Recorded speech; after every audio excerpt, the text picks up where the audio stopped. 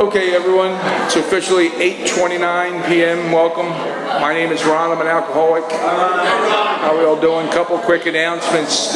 Some big stuff coming up Saturday, September 19th, 9/16/26, which is about a month away from now. Peter M's coming up. We're going to do an all-day conference here, workshop, 12-step workshop with multiple speakers. Mike B's coming in from Ohio, and there's more to be listed on there. We haven't put it all together. You guys are on a need-to-know basis, and you don't need to know right now because we're still a few weeks away. But it'll be amazing. It's absolutely free. Come out and hang out, and people's lives change when you're at these conferences and they go through all the steps. A concentrated dose of recovery is very vital. I know it's very powerful in my life. Always is when I go there to get a refresher and wake up and be around other people that are like-minded about recovery. So. That's for that. Don, thank you for the pizzas, man. You know, like the one thing that if you can't grow spiritually, you can always grow your waistband, right? Nay. So, anyway, that's good stuff. Now we got the world's greatest chairperson. Let's please welcome Brian from down under. All right, good evening, ladies and gentlemen. Welcome to the Conscious Contact Speaker Group of Alcoholics Anonymous. My name is Brian, and I'm an alcoholic. This is a one-hour speaker meeting that meets here at St. Paul's Lutheran Church. That's 301 North Main Street, Doylestown, PA. We have food and fellowship for this group every week, starting at 8 o'clock, and the speaker comes on at 8:30, so feel free to join us early. Enjoy the food, the coffee, refreshments we put out. We have a business meeting for this group, meets every Saturday, 7 p.m. to 7:30, so if you want to get involved, get into service with this group, we got a lot of moving parts, setting up chairs, cleaning up the kitchen, so hang out with us after the meeting if you want to help out with some service after that, but it is appreciated. The purpose of this group is to provide a consistent message of hope and recovery through God reliance and service to others through the practice and teaching of the 12 steps. We record all our speakers so that others can benefit from their message of recovery. If you wish not to be recorded, simply ask. This is an open meeting of Alcoholics Anonymous. The group would like to welcome everyone, especially newcomers. So if there's anybody that's new at this meeting for the first time or maybe visiting from out of town that would like to introduce themselves on a first name basis, so we can welcome you. Anybody? Yeah. Michelle. Welcome.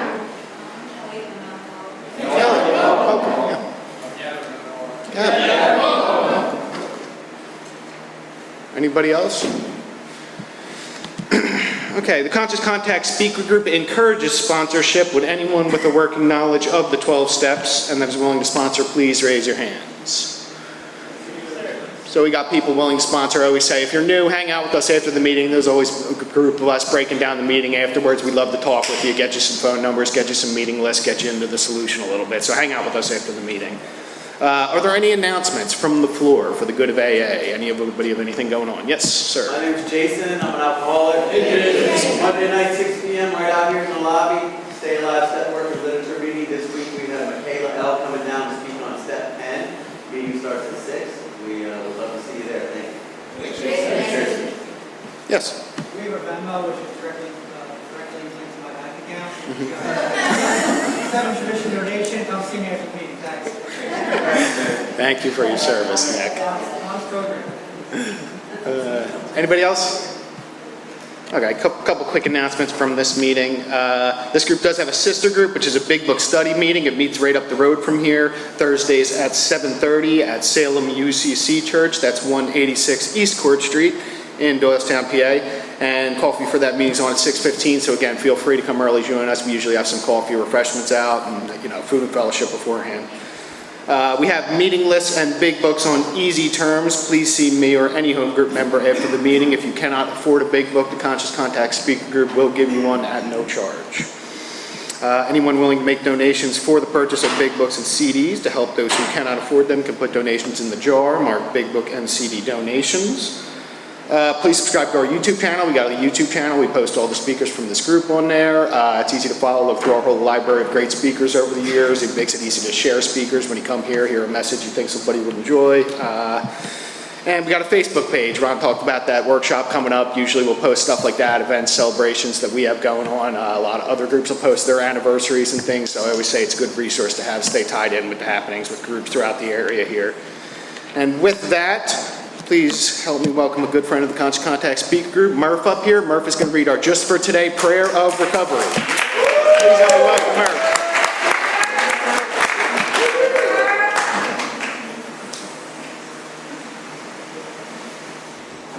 Hey guys, I'm Murph. I'm an alcoholic. Just for today, prayer of recovery. Just for today, I will be agreeable. I will look as well as I can and dress as becoming. Talk low, act courteously, criticize not one bit, and not find fault with anything, and not try to improve or regulate anybody except myself. And now, help me welcome Daryl to read the preamble.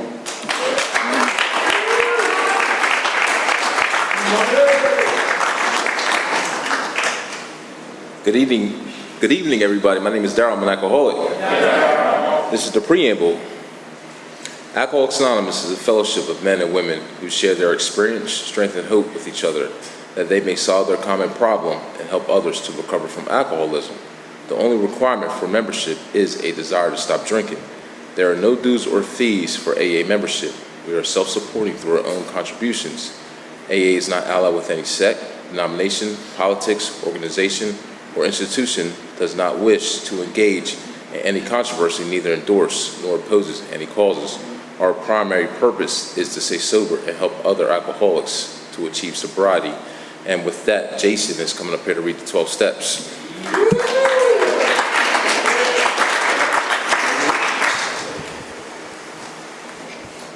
Good evening, my name is Jason, I'm an alcoholic.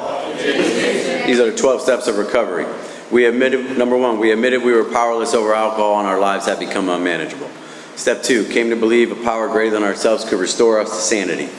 Number 3, made a decision to turn our will and our lives over to the care of God as we understood Him. Number 4, made a searching and fearless moral inventory of ourselves. Number 5, admitted to God and to ourselves and another human being the exact nature of our wrongs. Number 6, we're entirely ready to have God remove all these defects of character. Number 7, humbly ask Him to remove our shortcomings. Number 8, made a list of all persons we had harmed and become willing to make amends to them all. Number 9, made direct amends to such people whenever possible, except when to do so would injure them or others. Number 10, continue to take personal inventory, and when we were wrong, promptly admitted it. Number 11, sought through prayer and meditation to improve our conscious contact with God as we understood Him, praying only for knowledge of His will for us and to carry that out. Number 12, having had a spiritual awakening as a result of these steps, we tried to carry this message to alcoholics and practice these principles in all of our affairs. Please help me welcome Brian back to the stage.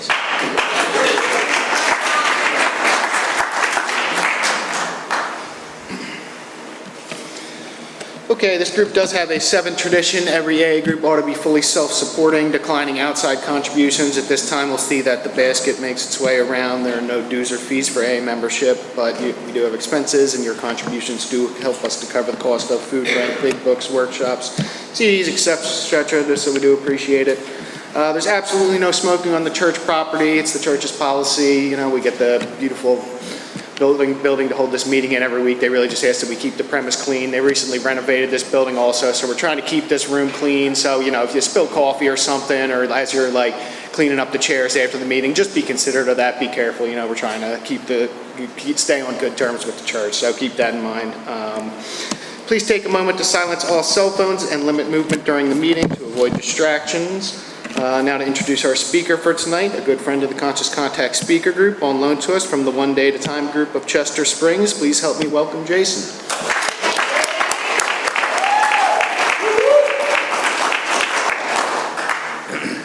My name's Jason. I'm an alcoholic.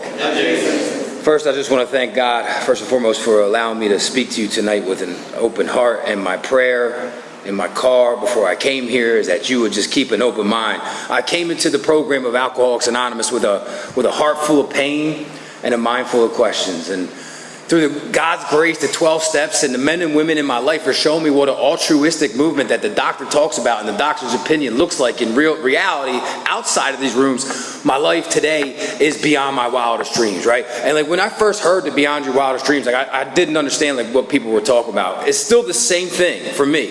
When I walked through these doors in 2012, I came home from prison.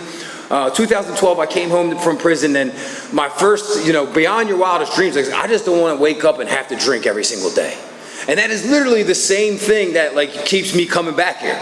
So it's a win-win for me, you know. So that's why I sponsor other people and do all these other things. I just want to thank the group for having me out tonight. I have a lot of history with Doylestown. This is actually kind of funny. So I'm driving up 309. Is it 309? It's 309, right? So I'm driving up 309, and it started, you know, I have these flashbacks. I used to work in the trades when I was in my active alcoholism, and it reminded me of this job I did right around the corner, and I was robbing copper out of it. You know, just being honest. And the crazy part is I was installing it during the day and ripping it out at night. You know what I mean? Like, how insane is that? The guy actually hit me up when I got sober. I forgot all about it. How about those amends, right? You ever do that where it's like all of a sudden, I mean, you know, I just celebrated 15 years. Praise God to the fellowship and sponsoring, you know, other men. But I just celebrated 15 years. Right around that same time, the guy that I robbed the copper from hits me up on Facebook. Like, you remember me? And I was like, I tried to leave it on red. Like, oh, he wants his bread back. You know what I mean? I'm like, I'm still 15 years sober, holding on to that money, dude, you know? But I was telling Daryl just a minute ago, actually, you know, God doesn't live at Wells Fargo. You know, a lot of things that I've accomplished in my life financially, it really doesn't mean much. Because in God's garden of grace, a broken tree can bear fruit. And I'm living testament to that. Like, so when I come up here and I talk about all the things that like happened in my life, really I'm a big book thumper for sure. And the 12 and 12, it talks about it though. Pain is the touchstone to all spiritual progress. And that is like the one thing that I can talk about my past prior to God intervening in my life miraculously, which we're going to get to in a little bit. But my whole life prior to the 12 steps was just marred with pain. The big book talks about it a lot, actually. It talks about this word called fear, right? This fear, this evil and corroding thread. It says the fabric of our existence was shot through with it. And it says, driven by 1,000 different forms of fear, we step on the toes of our foes and they retaliate, seemingly without being provoked. And so when I first got into like Alcoholics Anonymous, I just didn't want to drink. See, beyond that life beyond your wildest dreams is anything you can think of, you can do. See, I'm executing dreams on a daily basis, still 15 years later in AA. Right? So I don't think small. The big book actually talks about it, right? So I don't think small, not at all. My wife probably wants me to think a little smaller sometimes, though, right? I'm like, yeah, we should sell our possessions and just go. She's like, wait, did you pray about this? You know what I mean? Like, I'm like, no, not yet, right? She's like, well, go do that. I'm like, dude, I really think Alaska's calling us. You know what I mean? She's like, no, right? But the big book talks about it. It says God's plans and designs are far greater than our own. Think about that. See, I rest in this power that the big book talks about.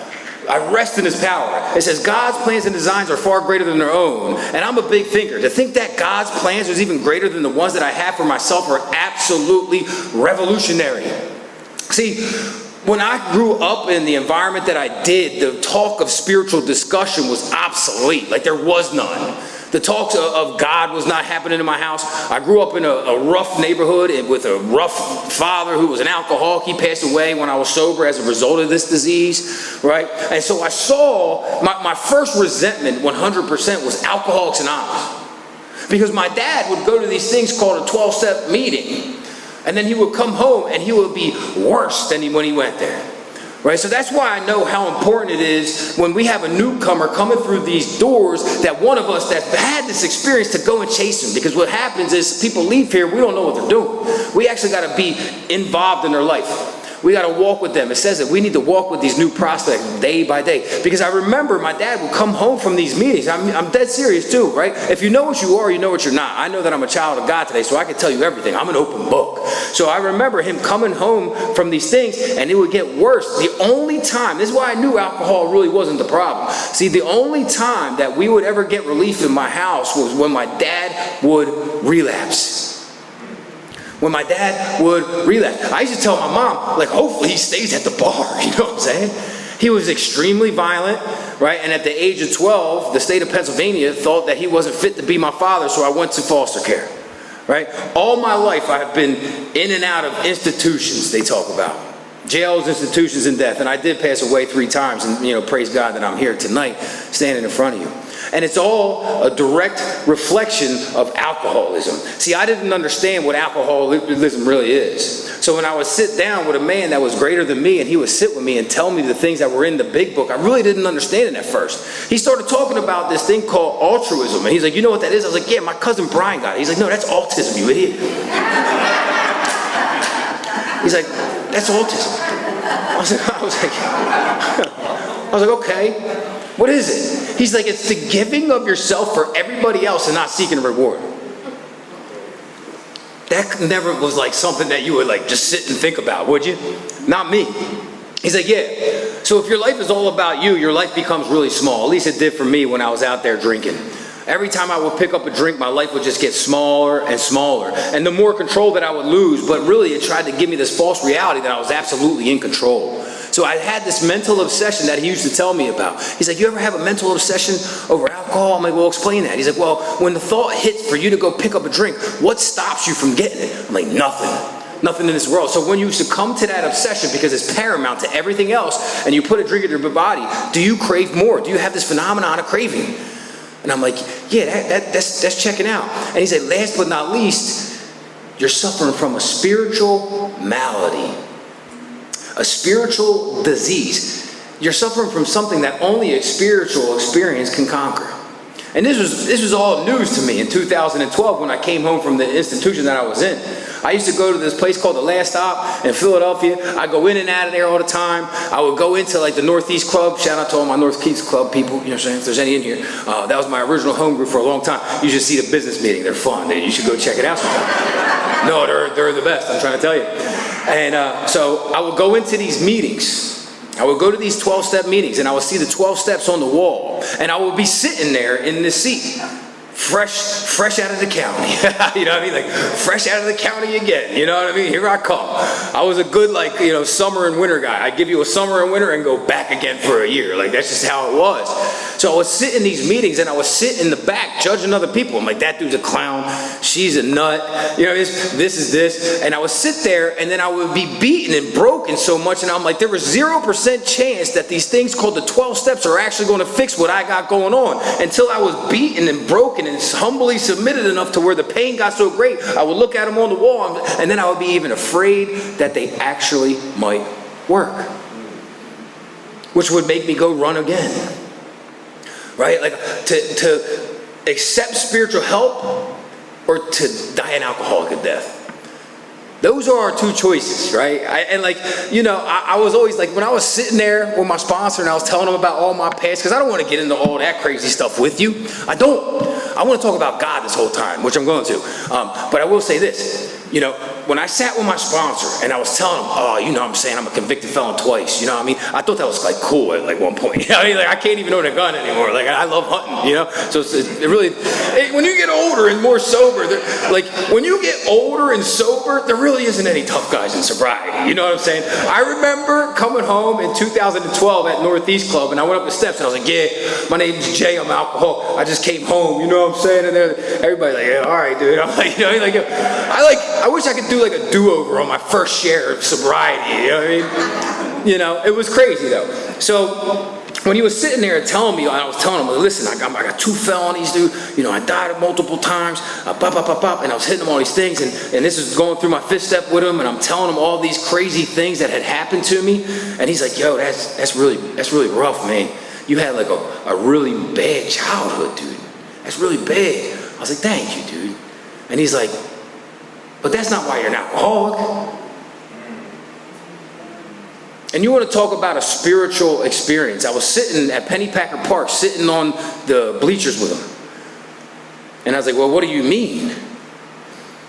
And he's like, yeah, that doesn't make you an alcoholic. It makes you bad at crime.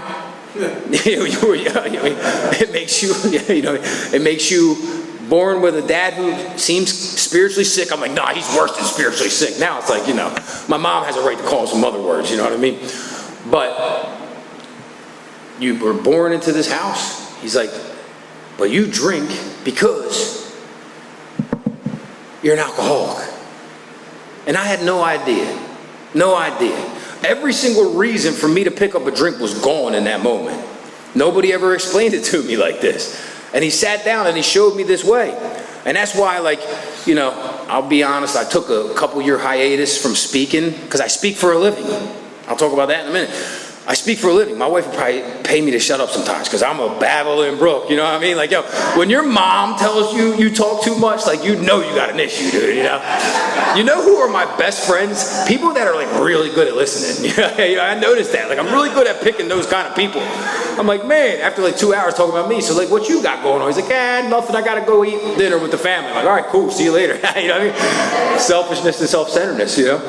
And so, like, he literally took away every single reason for me to drink, because there's so many things in the big book that I can just apply to my past, right? When people come up and they talk about all these things, like, I just remember when I would wake up in the morning, my first thought was based on, like, how I'm going to drink, right? Like, and you hear this all the time, but it's literally the truth, right? It didn't matter what I had going on. It didn't matter if I was on parole and if they caught me with a bad breathalyzer that I would go back again. None of that stuff was always secondary. The primary purpose for me before I got sober was to stay lit for as long as I could in rapid succession. Like, that was it. And my mom, she's a saint of a woman. She used to look at me and she'd say, you're just like your dad.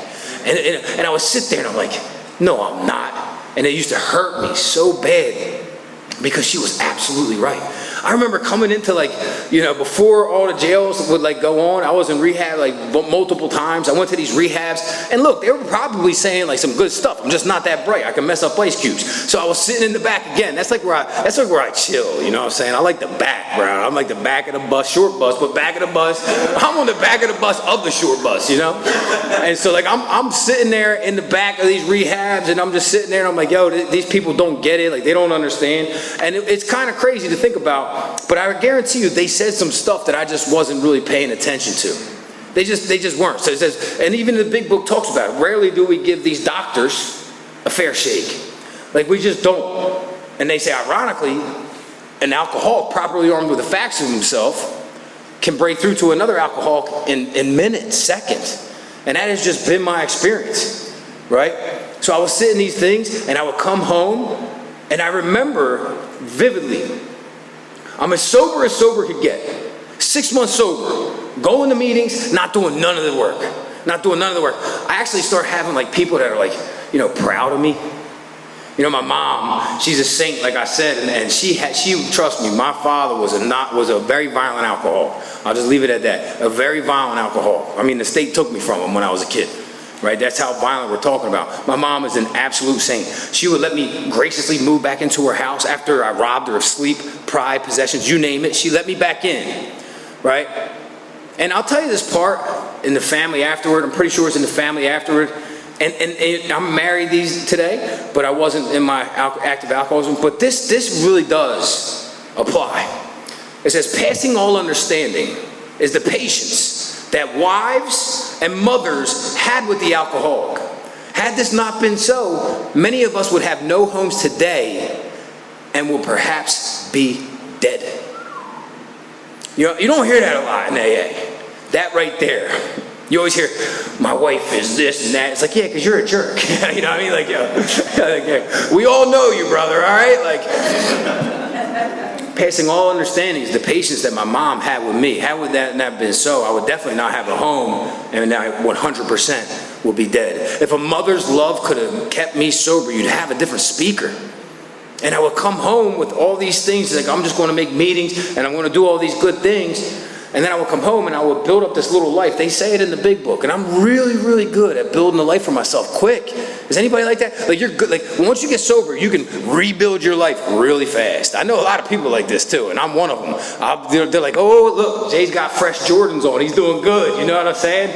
They were fake, but I didn't tell them that. You know what I mean? 52nd Street Market special, okay? Yeah, the Jumpman was a little crooked on him, but that's neither here nor there. So I'm just saying, like, I would build this beautiful life for myself. So when I say beautiful life, like, I was living in my mom's basement. You know, I had money in my Jordan box that was fake, but it was real money in this fake Jordan box. And, like, I got this thing called a job. I got a couple girls that I'm talking to. You know what I mean? Like, you know how we are. I'm, like, sober now, baby. We're doing good.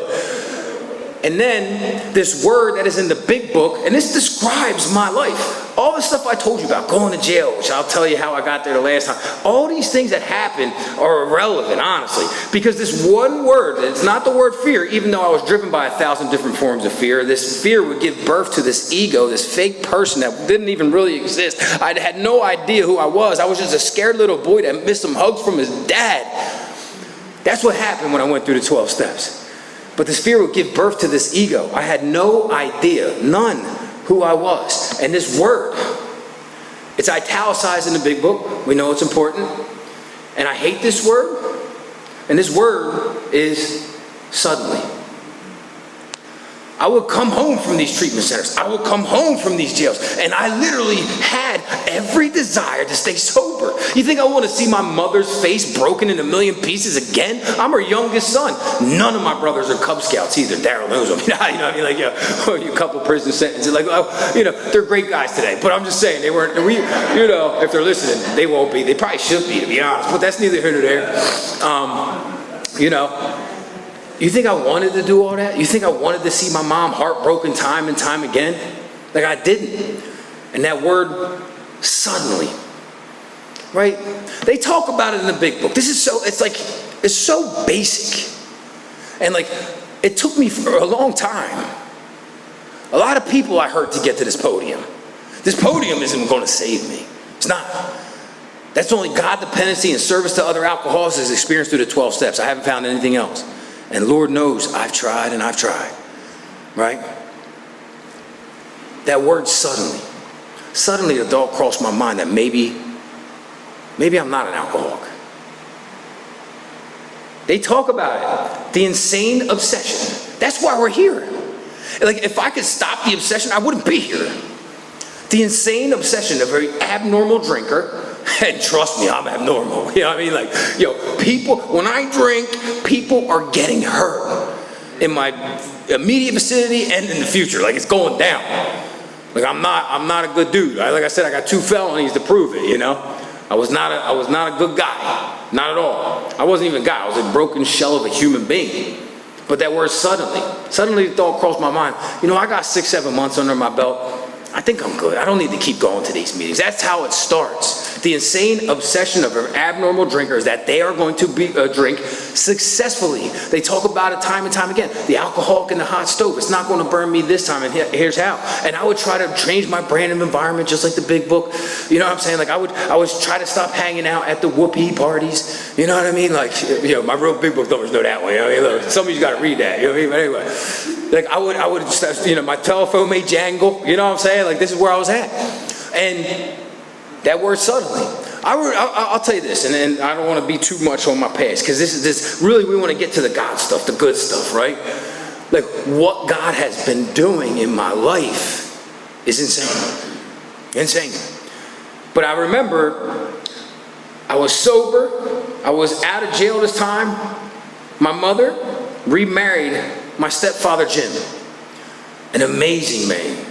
I was sitting at a Philadelphia jail for 2 years. I got sentenced, and I was sitting there at this jail, and so my mom was still talking to me a little bit. My dad was out there ripping and running, and I haven't seen my pop in forever. That's where he was at. He was out in the streets, right?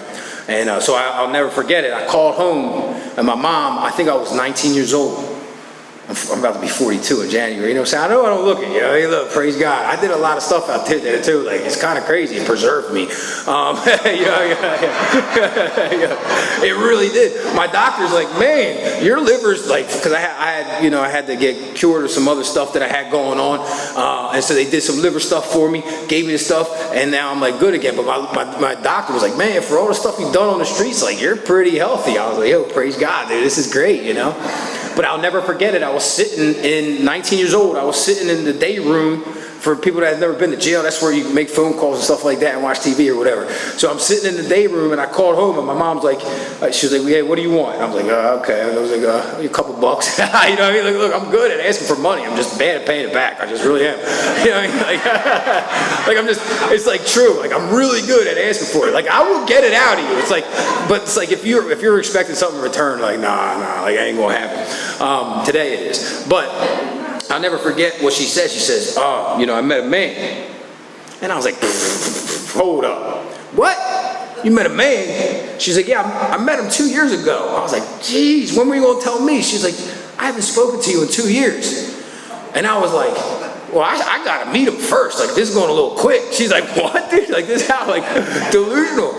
This is how delusional I am. She's like, I'm marrying him. I was like, no, not until I meet you. She's like, no, like, you're not. Turns out this guy was an amazing human being. And he was a Vietnam War veteran. He had 2 other kids, normal kids. And the only problem he ever had is he married my mom, who had a son like me. And, I heard a lot of people to get to this podium. Jim graciously let me in his house, and I robbed him. Sleep, pride, possessions. I took it. He knew I was in the streets of Philadelphia too. The constables would come and I would run, and I would call home to my mom regularly, and she never would get on the phone. And my man, this is the kind of guy that he was. He used to be like, look, I don't want you to hurt anybody else. I'll leave some money in the mailbox, right? He wasn't worried about me. He was worried about regular human beings that were going to be caught in the crossfire of my alcoholism. That's the absolute fact. Because I wasn't no Cub Scout, wasn't no Boy Scout. And then I just was in and out of all these different places, and I was so broken and so beaten. And June the 11th of 2011 is my sobriety date. I didn't pick the date. God chose that one for me, and I'm so grateful that he did, because I remember the one time I passed away as a result of my disease, and they woke me up in a Philadelphia hospital, and I was gone for like 2 minutes. And I remember looking at these people in the hospital, and I was so mad that they brought me back to this miserable existence. I was so mad. And now today I sit before you as a man of God, and I shudder to think that I almost missed this. And I feel bad for people that do, right? And that's why I always say that if you're the only person benefiting from your sobriety, you're doing it wrong. It's true. I'm telling you, it's true. And I'm so grateful that I had this miraculous experience on Cambria Street in Philadelphia. I was homeless, but not like some of those stories were like, yeah, I was homeless and they were like sleeping on like Fred's couch. Like, that wasn't my experience. It was always like, yo, I'm in an abandon. Like, I'm sleeping in an abandoned house, and like I'm so delusional that like I think it's okay because I got a little strip of carpet. You know what I mean? I'm like, look, my luck is changing any day. Like, that's how I was, dude. I've always been that kind of guy. Like, look, if I wasn't going to die, like, all right, things are going to happen for me any day. And then it's like, I'm going to go get sober, and then suddenly there goes that word again. I'd find $20, and I'm like, we'll do that another day. I would just keep pushing it off until I was just completely broken and beaten at a time when love was the only thing that mattered and nothing else really mattered at all. I wasn't too tough and I wasn't too scared to say the greatest prayer that I've ever said then and now, which was, God, help me. And I love the part in the big book where it says God doesn't do hard terms. You know that part? I love that part. Because I'm like a hard terms kind of guy. Like, me and God have this close relationship, and I'm telling you, it's a raw deal for him. You know what I'm saying? Like, it's not like it's not great for him. Like, I know that because I am just a rough around the edges kind of guy. But the time that it happened, I called home to my mom. This was already, you fast forward through all these broken, promises and all these broken hearts. It says, lives are uprooted. This is what the big book says. Lives are uprooted. Sweet relationships are dead. That's what I did. That's what I did. I would kill the relationship until there's only one person left, and that's my mother. The only person who would love me for me, in spite of who I was. Everybody else was gone. I didn't see my mom for years. She works at a high school. I'll tell you this one. It's a classic. She probably doesn't. She doesn't like this one. You know what I mean? She doesn't like this one. But I remember, you know, I was down Philadelphia. She's working in Delaware County. Any Delco mutts in here? You know what I'm saying? Let's go Delco. But, yeah, but she was working at a high school. And I haven't seen her in years. And I was like, you know, I need some money. You know, I'm sick from alcohol. And I'm like, I gotta go get a couple dollars off her. This is a good time to go. I got my man with me. He's got a car. I'm like, yo, drive me up to Delco. You know what I mean? This is a perfect time to go see my mom. And so I knew she would get off at 2:30. That's when the bells would ring at the high school she worked at. So I was like, you know, I'm just going to post up. I'm like, yo, my man, park up down the street. I'll be right there. She's going to give me a dub. She's going to give me $20, no doubt about it. So I'm sitting behind this dumpster, dude. And then the bell rings, bang, because I'm on the run, by the way. You know, I mean, I'm still like, you know, I know those county cops don't play too. Bang, the bell goes off. And I know she's coming out from behind the building. So I come out looking like the crypt keeper. Mom. And she has the teachers with her. Their faces they were like, oh my gosh. And I was like, you got $20? She's like, she's like, ew. Yo. I mean, we can laugh about it now. At the time, I was like, but it's me. She's like, what? You know what I mean? Like, it was so crazy. I'll never forget the shock and horror that was written all over her face. She's like, leave. I'm gonna call the cops on you. I was like, can I still get the 20? I mean, like, you know how we are. Throw it in the dumpster. I'll get it. That was the last time I saw my mom, right? And then you fast forward. I'm in this abandoned house, and the night before, I tried to kill myself, and I couldn't. So I did what any person in my situation would do, and I called home to that same woman who I continued to break her promise. And I'm so lucky, I mean this, I'm so lucky that I have a mother who is tough as nails, dude. Tough as nails. Sometimes I wish she was a little bit softer on me sometimes, you know what I mean? Like, but that's okay. Like when I was doing my amends with my mom, you know, I was freshly married. I just had a baby. You know, I got multiple now. They're not babies either. You know what I mean? I'm getting old in AA, dude. You know what I mean? This is cool. Like, it really is. I remember I was telling my wife we were about to go to some other guy. He's from AA. You know, we're our family friends. She was like, yo, we're going to Matt's birthday party. I was like, man, that guy's getting old. She's like, he's actually like 5 years younger than you. I was like, oh, wow. You know what I mean? Like, oh, yeah, I'm becoming old in this place, dude. This is actually kind of cool, right? But, I'll just say this. Like, my mom, this is how tough she is, and this is part of my amends. I robbed her of this high school ring. You know those rings you get? I dropped out first week in 9th grade. I didn't have time for that. So I robbed her of this ring. She went to, like, Archbishop Carroll, if anybody knows what that is. It's like a private school. So she had this ring, and, you know, I'm sick as a dog. And I popped the lock. I remember going into her room with tears in my eyes. I'm sober too, with tears in my eyes. I didn't have the power to stop. I just couldn't stop. They talk about it in the big book. You lose the power to choose. I didn't want to rob my mom. She just so happened to be there in front of me, and she had something that I wanted. So I went into her room and I took this ring and I took it down to Lou's Pawn Shop, 69th Street. Don't get any ideas of anybody in here, all right? They won't give you top dollar. I got like $30 for this ring, dude. You know what I mean? I was like, they're like, we'll give you 30. I looked homeless too. I'm like, wait, what? They're like, you know, they're like, yeah, they saw a sucker coming. So anyway, I get her this ring remade from the school. It was like $1,200, dude. I was like, yo, this is crazy. Like, this is nuts. So I go to my mom and I'm like, Mom, and my wife is there because I'm like I'm a saint these days. You know what I mean? So my wife is there. My youngest son's with me, and I was like, Mom, she's cooking us dinner. She's like, what? She's like, I was like, you remember that ring I stole from you? And she's like, of course I do. I was like, look, I got it remade. And she starts crying. And I'm looking at my wife like, yeah, you know what I'm saying? Look at the guy you married, you know what I'm saying? Like something like. And then she looks up, she says, where's the rest of my stuff? I was like, I'm only 3 years sober, you gotta give me a little bit, you know what I mean? That's how tough she is. Honestly, that's how tough my mother is. You know, nothing stronger than a mother's love, man. It's the truth. And so this is the same woman that was always loving me for me. And June the 11th is my sobriety day, and I called home that fateful day. I was with this guy, homeless, and he had an old StarTAC Motorola phone. That's how I'm dating myself. And I was like, yo, let me use your phone. He's like, yo, you gotta be careful. I got minutes on this thing. Yeah. I'm getting old. I said, man, bro, you don't got an unlimited plan? He's like, dude, we're homeless. I'm like, yeah, fair point. You know what I mean? Like, yo, I was like, I'm only going to use 2 of it. You know what I mean? Like, yo.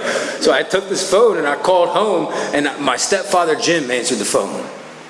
God rest his soul, man. God rest his soul. The smallest words of love driven by the power of God can save somebody's life. And I'm living proof to that, right? Because my mom was in the background. She's like, I don't even want to get on the phone with him. Tell him I'm prepared to bury him. That wasn't the first time she said it. It was the first time that I felt it. Because I had nowhere else to turn. Nobody else to call. And I'm grateful for this thing that we miss in today's society, which is tough love. It really is. I'm a little tough on my guys that I sponsor, because the last thing I want to do is high five you to the graveyard. I'm just not going to do it. It says we have to tell our prospect that we are on a life and death earned. And that has been my experience with this. So she's like, listen, my stepfather, Jim's like, listen, pal, he used to call me pal. She's not going to talk to you. He's like, but I refuse to turn my back on you. And he said, I know I'm not your dad, but you are my son, and I love you. And it was the first time that a man ever told me that he loved me. He said, do me a favor, turn yourself in, and I'll stick with you every step of the way. And then he hung up the phone. And then I said that prayer. And I had this amazing experience when really I thought my life was over. God intervened in my life, and I realized that it was finally just beginning. And so I turned myself in. I was on the run from multiple counties. I've been to a bunch of counties, I ain't gonna lie. So I did what any sober, smart person would do. I took the train to the jail that served the best food. I was like, Montgomery County, by the way, Hungarian goulash, baby, let's go. You know what I mean? I'm trading a couple soups for that, you know what I mean? From the rip. And, you know what I mean? And you know what's crazy? I walked in to a place called Ross Road. I'll never forget it. I'm sick. I'm starting to get sick now. You know what I'm saying? Like, I'm literally starting to get sick, physically sick.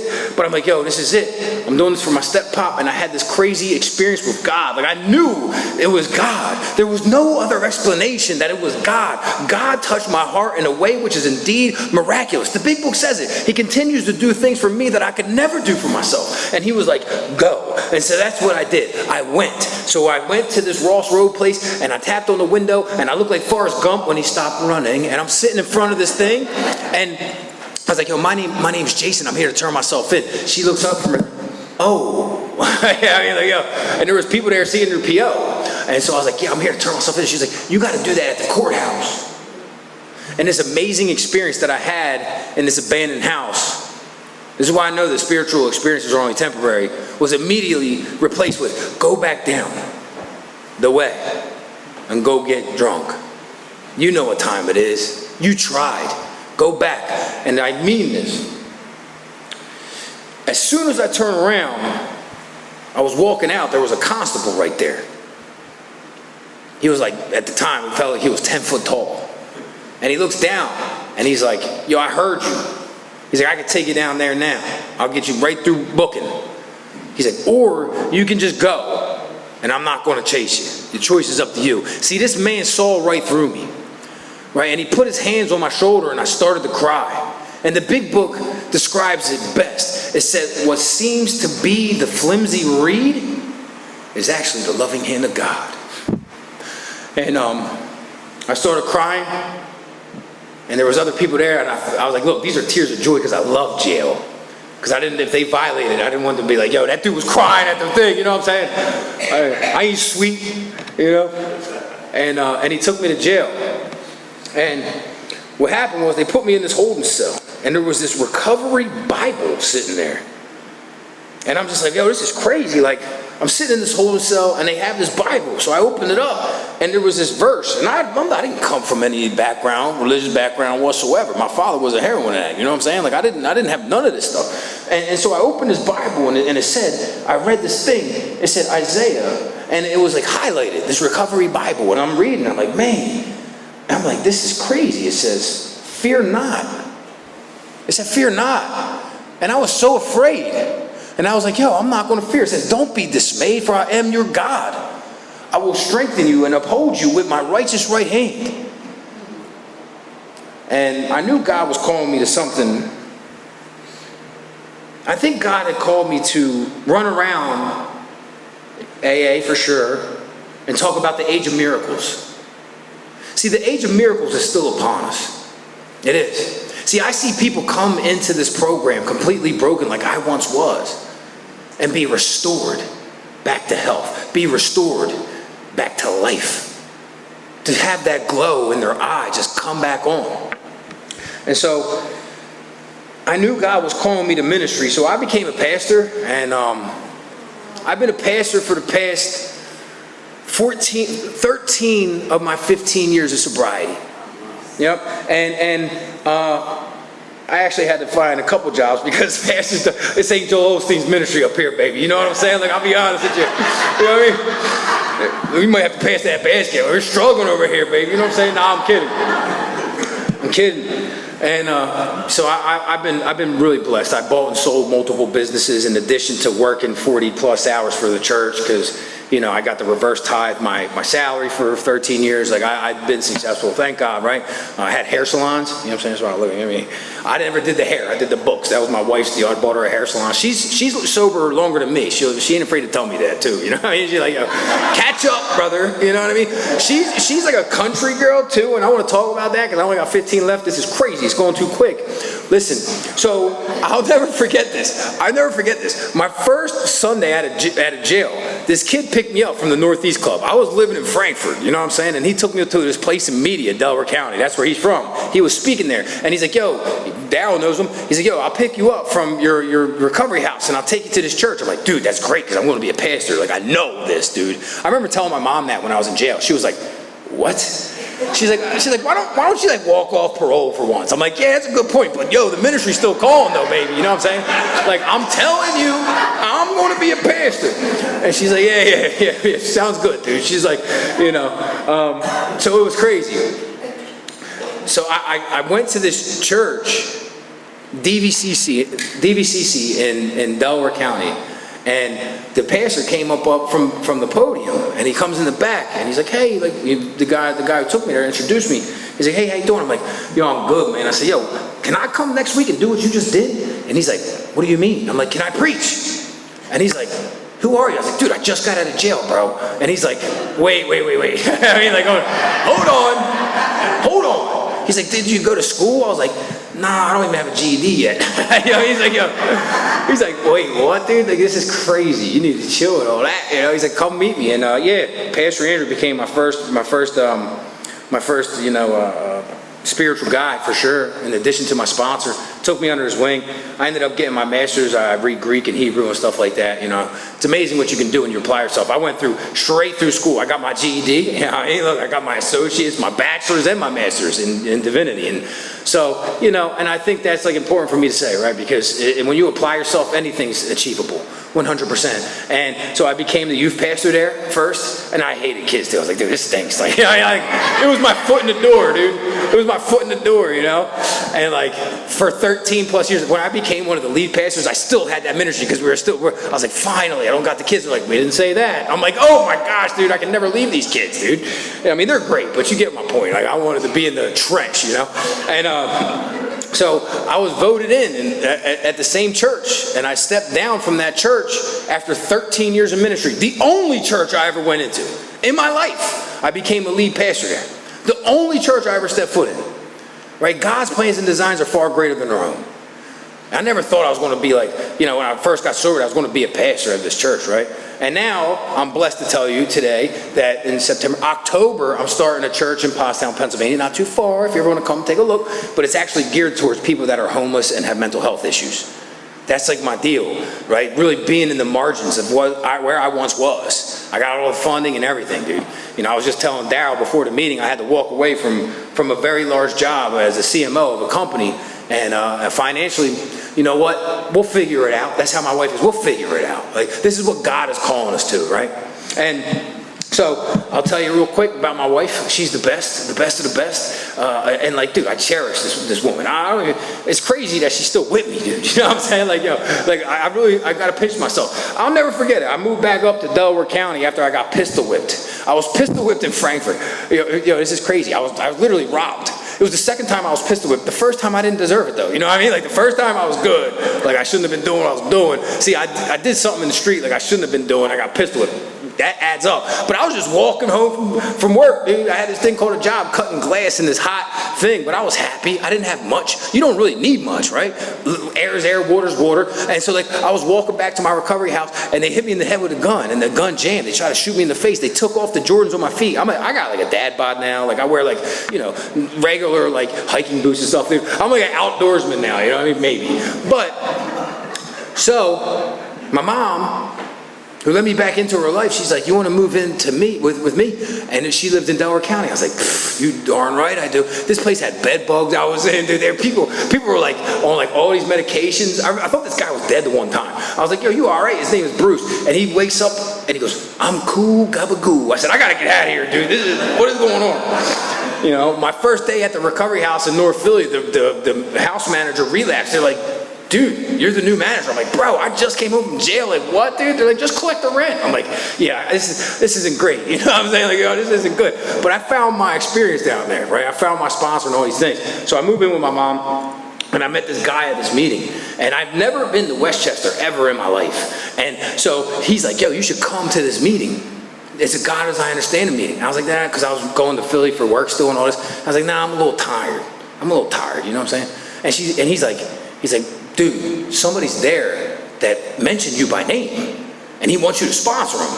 And I'm big on sponsorship. It's my number. It's the great equalizer in recovery, by the way. It really is. Like my meeting attendance has, through the past 15 plus years, up and down. Not where I want it to be even today, right? But my sponsorship. I always sponsor other people. I'm telling you, it's the great equalizer. Get you in the game. It still keeps me here. So I was like, I knew it. My name rings bells like Sunday at 12. Somebody in Westchester, they asked for me personally, dude. So I'm in the car ride. He's like, dude, you're an idiot. Nobody knows you here, dude. I'm like, oh. She's like, nobody's asking you for help. And I was like, oh, so there's nobody there that needs help. He's like, no, but he was wrong. Because when I was done, you know, of course, I had to share from the floor. Of course. I don't even share anymore. Like, this is my first time speaking in 2 years for an hour, to be honest with you. Like, yeah, I used to speak all the time. And it's not, listen, there's nothing wrong with it. I'm not saying that. But like, like the Bible talks about live a quiet life working with your hands so nobody can find fault with you. And I'm like a low-key OG these days, you know what I'm saying? I'm 41, I need a hip replacement, like, whatever. So, when Ron and Daryl asked me to, I was like, yo, I gotta go. My wife's like, yeah, you do. You get out of this house. Like, that's where she's at. And, so when I was done sharing from the floor, somebody taps me on my shoulder, and I turn around. It's this cute little hippie chick. And she's like, hey, dude. And I was like, oh, God. Because I'm like a street dude, so I had to throw it on like extra white. You know what I'm saying? Like, hey, how are you? Fancy seeing you here. Fancy seeing you. She's like, dude, what you shared from the floor was amazing. She's like, I actually heard you speak in Philadelphia before, and you radiate the love of God from you. And I was like, oh boy, I'm in trouble. I said something corny, like you smile, puppy dogs, kiss rainbows. I don't know. It was stupid, but I got to marry my best friend. 13 years we've been married. We have 3 beautiful children, Maxwell, Paxton, and I wanted a little girl. God saw it differently. His name's Miles, my youngest. You know what I mean? I was like, yo, I just can't have a little girl. You know, I have no more kids. They're like super expensive, you know? It's crazy. I got like 60 chickens. I live like, you know what I'm saying? Like I live in Chester Springs, a beautiful rural community. I have a big house. Like it's, all these gifts have come to me because of God, like for real, and hard work. But so anyway, I remember, and I'll close with these couple of things. I remember when my wife was pregnant with my son. We were living in basically like the size of a shack. I mean, you could cook an egg fry, do your wash and everything. We didn't have much, but we had us, and that was enough. And I remember one time she's like, all right, I'm ready. I'm like, for what? She's like, I'm about to have the baby. And I'm like, oh my gosh, it was in February. I'll never forget. I was driving my truck at the time, and we're going into Lankenau. So there's like one side's the regular county, one side's Philadelphia. So we went over this bridge one time, and I remember being under the same bridge, homeless. And I thought about it multiple times to jump in front of this train, and I could never bring myself to do it. And now God is bringing me over this bridge, ready to live, not just ready to live, but ready to give to the world. So we're driving, and my wife's like, and I was like, Barbie, she's like, what? I was like, you won't believe this. She's like, what? I said, under this bridge, when I was in my day, she's like, today's about me, darn it. I said, man. Yeah. In true alcoholic fashion, I was trying to take the shine from a pregnant woman, dude. I was like, save this for the memory bank. I'll tell you this another time. You know what I'm saying? And so I had my firstborn son. Then my second son, Paxton, there was an umbilical cord wrapped around his neck. They told me to step outside, and I said, God, whatever it is your will, but please don't let my son go. And he's fine. And then my father, I remember sitting with my sponsor. I did all my amends quick. You know what I'm saying? I needed to get after it, so I went out and got after it, except that one. And my sponsor was like, yo, you don't have to do that one. And I said, I knew I found the right guy. Yeah. He's like, but if you don't, you're going to die. And I said, geez. He said, well, pray for the willingness, like they tell us. So I did. And I found out where he was, and this was the last time I saw my father, and he was in Temple Lung Center, dying of cancer. He didn't die from cancer. So anyway, I go in there, and I do this amends process with him, and I said, I'm a clean and sober, active, yada, yada, yada, yada. And he says, man, I should be the one telling you this. I was a bad dad. He's like, I need you to forgive me. And I said, I do. Not only that, I love you. And you know how I know the 12 steps work? I meant every word. And so, in closing, when I got to ministry, I was a youth pastor, and then I became one of the co-pastors, and I had all these people flying in. This is probably like 9-10 years ago. And I have all these people flying in. So I'm like, all right, cool. I got all these people. My wife is pregnant with my second child. I have 3, but this is my second child. And God has been blessing me this whole entire time. And I remember her coming down on a Saturday night, and she's like, I'm going to have a baby. And I was thinking like, can't you just wait? But I didn't say that, obviously. I'm married still, you know what I mean? Because I had a big day tomorrow. All my family's coming. We got people flying in, all these crazy things. So I'm like, yo, let's go. It was a false alarm. I bring her back. So now it's Sunday at 3 in the morning. I got to preach in a few hours. So I was like, I'm just going to pull an all-nighter. And I'm sitting on my couch, and my phone ringing. It's a number that I didn't know from Florida, and I pick it up. And it's my father. And he said the doctor was giving him 72 hours to live because he's on all these machines. And he asked me again for forgiveness. And he told me that he was afraid to die. And I was able to sit there as his youngest son and give him the comfort and that tell him that he can die knowing that his youngest son, Jason, loves you unconditionally. Love you unconditionally. He hung up the phone. I preached that morning, crushed it. You know what I'm saying? If I do say so myself, crushed it. That was Sunday. My son was born on Monday, and my dad died on Tuesday. And when he died, I couldn't cry. And I wanted to so bad. 2 years later, I was sitting at my house, and I was looking. I have a bunch of acres, and I was looking out on this plain. And I'm crying my eyes out, grieving my father. And I was thinking to myself, why me? Why do I have to go through all this stuff, God? Right? Like, why do I have to go through all this stuff? Why do I have to feel this kind of pain that I've been in my life? And I opened God's word, and it hit me like a ton of bricks. It said, to whom much is given, much is required. And I've been given a lot. Far more than this alcoholic deserves. Far more. But the greatest thing that I've been given, I don't have an obsession to drink. Before the 12 steps, love was just a word, and now it's a way of life. Thank you so much for letting me share.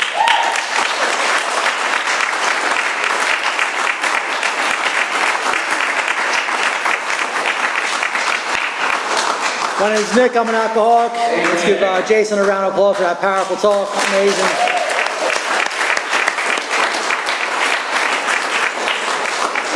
Be sure to be here next week. We're serving Hungarian goulash. Okay. It's customary as to form a line. Their speakers come at their own time and expense, so we form a line in the front and thank them on a personal level. If you want to get involved with this group, please come early next week. Help us set up, help us get involved with this meeting. Again, the food's always at 8 o'clock. We'll come early, join us, be a part of this meeting. All are welcome, please. I don't think we have, on Sunday nights, we have an ongoing commitment at a treatment facility in Quakertown at 7 o'clock. If you want information about that, come see us after the meeting. And we could use some help cleaning up. Again, like Brian mentioned, if you see any crumbs, coffee spills, please give us a hand in cleaning that stuff up. Be respectful of the church and this beautiful property. So, if you care to join us, we'll circle up and say the Lord's Prayer.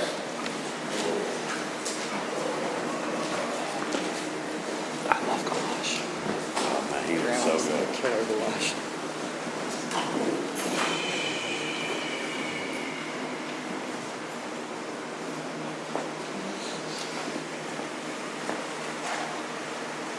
Okay, let's have a brief moment of silence.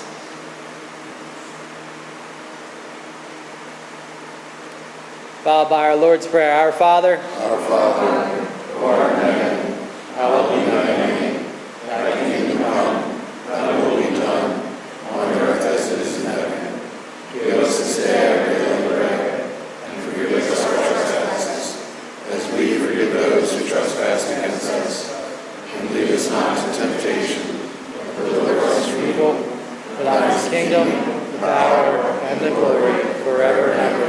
Amen. Keep coming back. It works if you work it. You're worth it. You're worth it. Yeah. Just saying. Absolutely.